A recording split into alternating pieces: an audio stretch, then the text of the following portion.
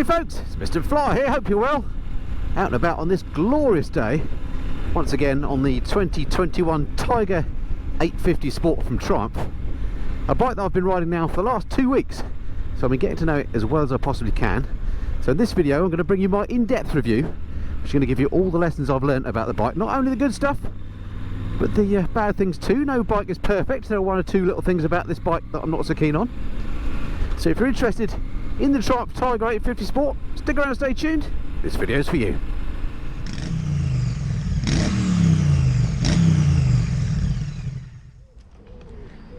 So buying a new motorcycle then, always a big decision, expensive. You want to make sure you make the right decision, and sometimes all you get is like a 1 hour test ride if you're lucky. I understand in some countries you can't even get test rides. So anyway, in this video what I aim to do is help you out with some of the things that you may not pick up if you just had a 1 hour test ride on this bike. So I'm going to give you not only those pros and cons that I told you about, the lessons I've learned on the bike, but I'm going to show you what it's like to ride on different sorts of roads in different sorts of conditions as well. And I'm going to take you through some of the practical items about what it's like to live with the bike. So if you're interested in the Tiger 850 Sport, stick around and stay tuned, this video is for you. So what's the Tiger 850 Sport like for riding in town in the urban environment? Well, I'd say it's absolutely great. You're sitting nice and upright, you're nice and tall, so you can see, you know, over the traffic what's going on ahead. It doesn't feel heavy or ponderous at all, so it's great if you need to do a bit of filtering. And the other thing is, because again it is a relatively large bike and you are sat so upright, you're quite easily seen, so people can see and hear you coming. So yeah, around town, no problem at all.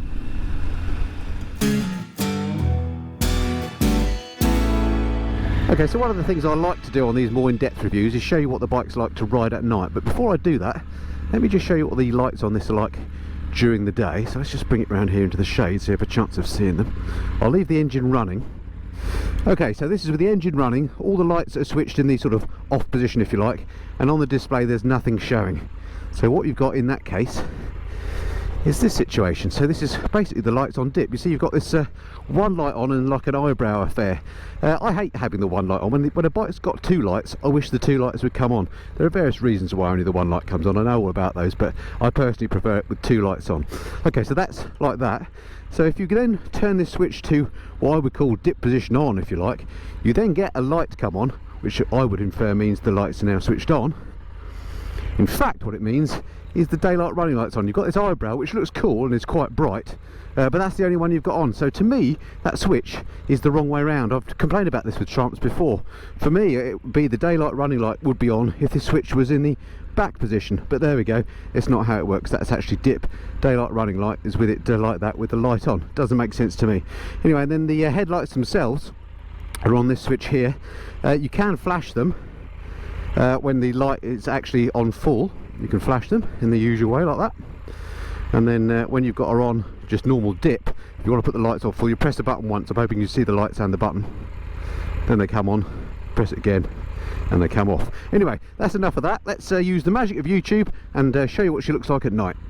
Okay, so here we are at night time now on the Tiger 850 Sport.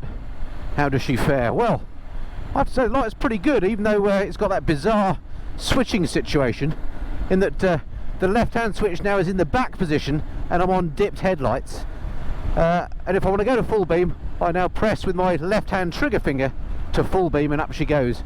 And because they're LED lights, they're just absolutely cracking. As ever, the GoPro doesn't really show you how good the lights are. You just have to take it from me that the lights are perfectly adequate on here. In fact, there's some of the better lights I've come across. The TFT screen has gone to its night mode, so it's a light on dark representation now. Not too glary or anything, nice and clear. You can see that really well. So no problems there. And the other thing I guess to mention about riding at night on the Tiger 850 is the switchgear, which isn't lit on here. Some Triumphs these days, maybe the more premium models, does have backlit switchgear. It doesn't have it on here, but luckily because it's a relatively simple bike in terms of electronics, you don't really need it because there's not that many buttons and switches to memorise, so they sort of fall to hand quite easily once you've ridden the bike a few times. So yeah, in terms of riding at night, the lights are excellent. No issues to report. Yet another thumbs up for the Tiger 850 Sport.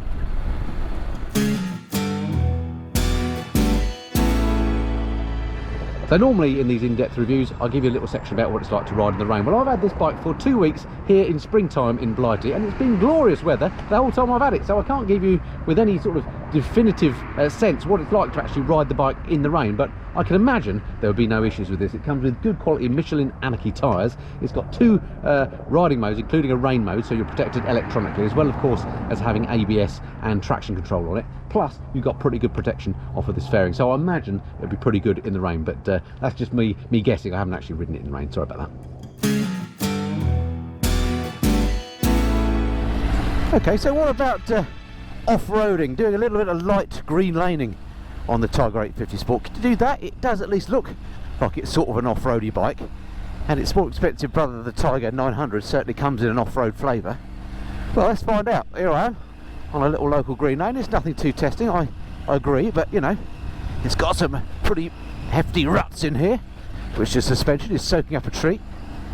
It's a little bit muddy out, and the tyres that the 850 Sport comes on as standard are the Anarchies, Michelin Anarchy tyres, which are basically on-road 80%, 20% off-road, something like that. So you can do a bit of light green laning, no problem at all on them.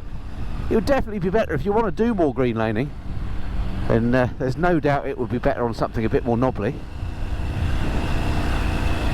But for these sort of tracks, absolutely no problem at all. If green laning is your thing, you can certainly do it on the 850 Sport.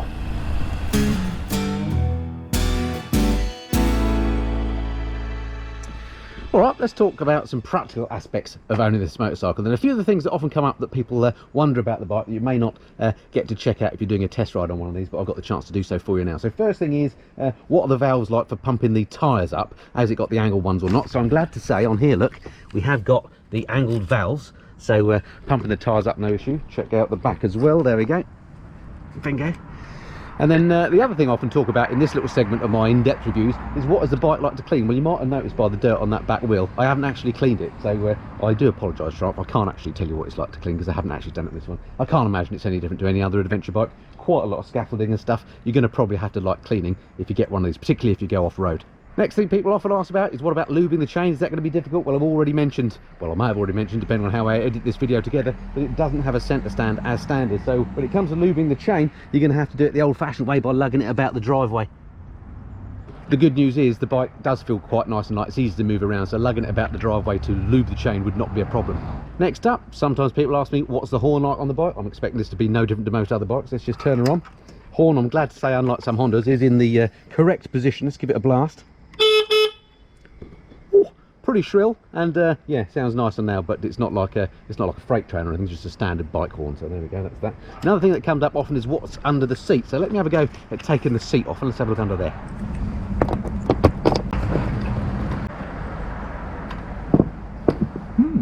So here we go, that's what's under the seat. Surprising amount of room actually under the main rider's seat, not so much room under the rear seat. But yeah, more room under there than a lot of bikes I've looked at recently, so yeah, that's all right. Alright, next up on Matters Practical, what about checking the oil on this? Is it a dipstick or is it a sight glass or whatever? Well, actually, it's looking down here, it looks like a sight glass. It's just down the bottom there, look. Bingo bongo. And because of course the bike is on its side at the moment, it's not showing any oil, so don't start writing in saying there's no oil in that bike. Last but not least, on Matters Practical, what is the seating position like? People often ask me, what do you actually look like when you're on the bike? So here's a little clip of me sat on the bike. As you can see, I can get my feet basically flat on the ground. That's with just flat shoes on. I'm 5'8" with a 32-inch leg, and I can flat foot this absolutely no problem. The seat seems nice and low to me, so no problems there whatsoever.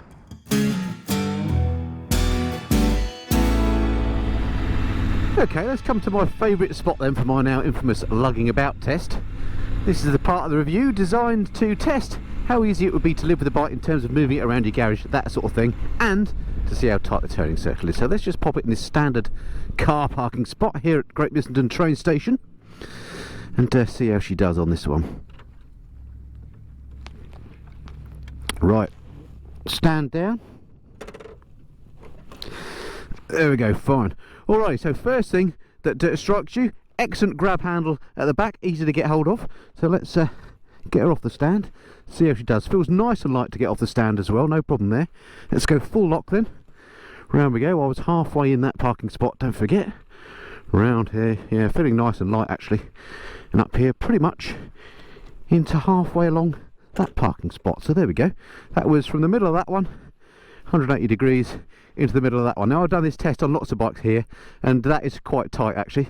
That's a pretty tight turning circle. So overall I think this would be a very easy bike to live with in terms of the weight of lugging about. It doesn't feel hard to get off the side stand, and then you can turn it easily, as you saw. So another thumbs up for the 850 Sport.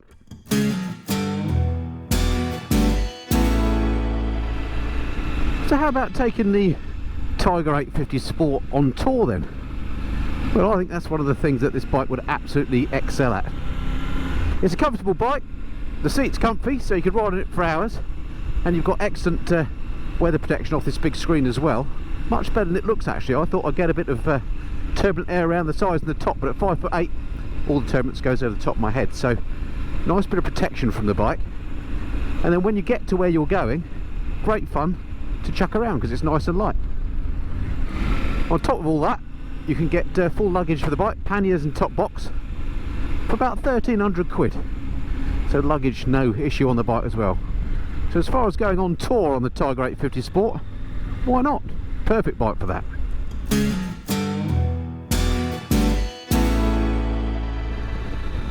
Okay, so what's the Tiger 850 Sport like on faster roads, dual carriageways, motorways, that kind of thing?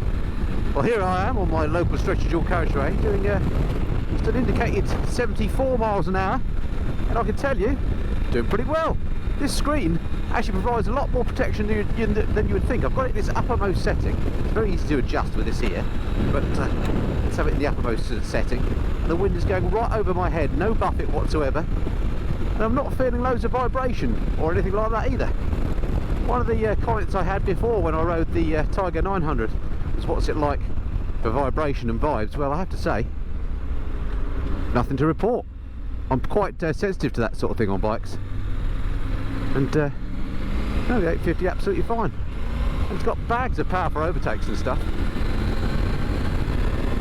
But yeah, as far as faster roads are concerned, absolutely no problem on the 850 Sport.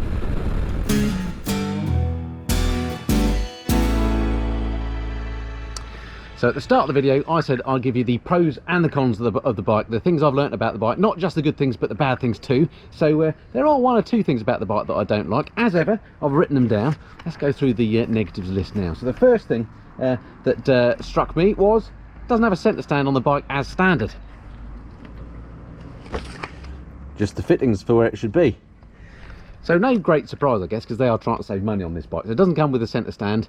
Would be very handy for cleaning the chain. That's an extra I probably would expect to have on the bike. So that was the first thing.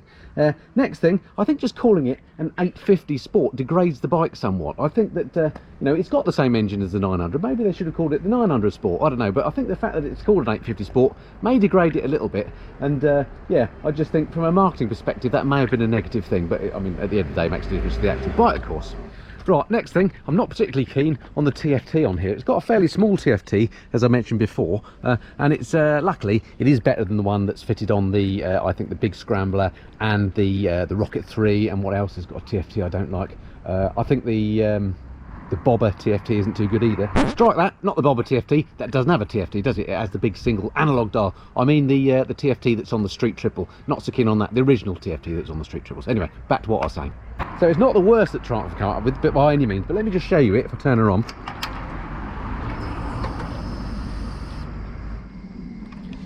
Actually, you probably can't see it so well in the bright sunshine here, but it is, to be fair, it's quite easy to read. It does have a proper fuel gauge, so it's got everything you need.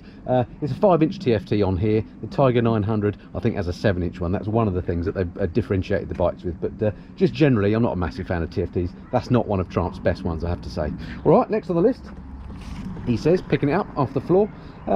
Yeah, would you always have that niggling, I wish I'd bought the 900 feeling if you got the 850 Sport? I don't know.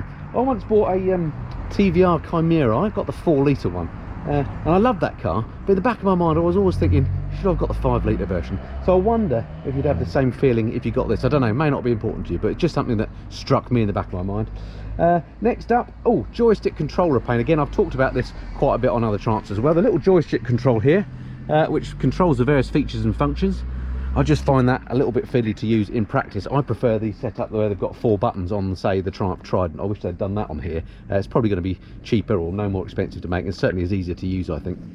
And then last but not least on my list of negatives, the light indications don't make sense to me. You saw it on my night segment, just the way that when the headlight's switched on, you don't have a light on. When the daylight running light is on, you do have a light. I think that's how it works. And then the full beam works differently depending on whether you've got the other headlight switched on. The fact that the lights at the front, there's only one light on when you're running along, not the two. Just, there's something about the lights on this bike that doesn't quite work. All right, that's enough of the negatives. Let's get on to the positives. Right, let's talk positives then. Once again, got a bit of a list, slightly longer one than the negatives, you'll be glad to hear.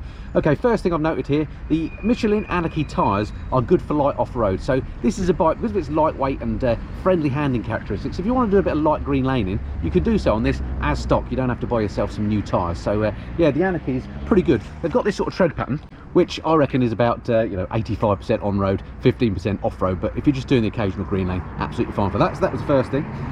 Next up, I noticed here, only the electronics you need, 2 riding modes, ABS and traction control, nothing else that you don't need. That for me is a great thing. I sometimes find that modern bikes these days have just gone too overboard on the electronics. Sometimes people say it's more to go wrong. Well, in my experience, electronics on the bikes that I've got electronics on haven't tended to go wrong. But I just find it makes the whole riding experience a bit too complicated. You get away from the raw enjoyment of just riding a bike. Well, things like ABS and traction control you can't argue with, albeit they're the simpler form on here than on the 900 that has the IMU. This one doesn't have that. But it's still got ABS and traction control, and then it's got 2 riding modes as well, and those are the ones that you need, so namely road and rain. That's it. I love that about the bike. Keeps it nice and simple. Next up on my list of positives, at last, cool colours from Triumph. I love this blue version. They also make it in red, and they're nice bright colours. Actually, to be fair, the 900 comes in some nice colours as well, particularly the dark green. It's a shame they don't make this in the dark green version as well, but thumbs up this time to Triumph for the colours of the Tiger 850. Oh, next up, I'm going to have to get up for this. Great screen adjustment on this. It's a manual adjuster. You saw it when I was riding it, but it's this bar here. You literally just lift it up and push it up and down as you wish, and that just makes it very easy to adjust while you're riding like that. Next thing on my list, triple grunt and tune. I said this engine is a great proven lump. Okay, it has got lots of new parts in it for the Tiger, but it was it started life actually back in the Daytona years ago, so it's a pretty proven lump, and the tune that this one's got is ideal for road riding. So again, thumbs up for the engine on this one. Next up, pricing. This is intended to be the value entry-level Tiger, and this one comes in at £9,300. Now, you might want to add a few additions, like a centre stand, maybe some heated grips, but that's probably about it, or maybe some luggage as well, which is going to cost you. But at the end of the day, you're going to have a nicely spec bike for not a huge amount of money. So great news on the price of this one. I think they've got it bang on. And I guess the biggest positive is just the way the thing makes you feel. When you're riding it, it feels just like, to me, the 900. It gives me a big grin on the face, and it's even a bigger grin if you bought one of these. It's got all the good bits of the 900, the agility, the sound, the handling, and the looks, but not the larger price. So, yeah, so those are the positives that I noted about the bike. Okay, so there we have it. That's my in-depth review of what the Triumph Tiger 850 Sport is like to live with, at least based on a couple of weeks' experience. Really enjoyed having the bike. Actually, I was a fan of the Tiger 900. In fact, I made that bike one of my bikes of the year last year in 2020, and the 850 Sport has got all the good bits of that, but at a cheaper price. It's an absolutely cracking motorcycle. I recommend it to the house if you're interested in this type of bike.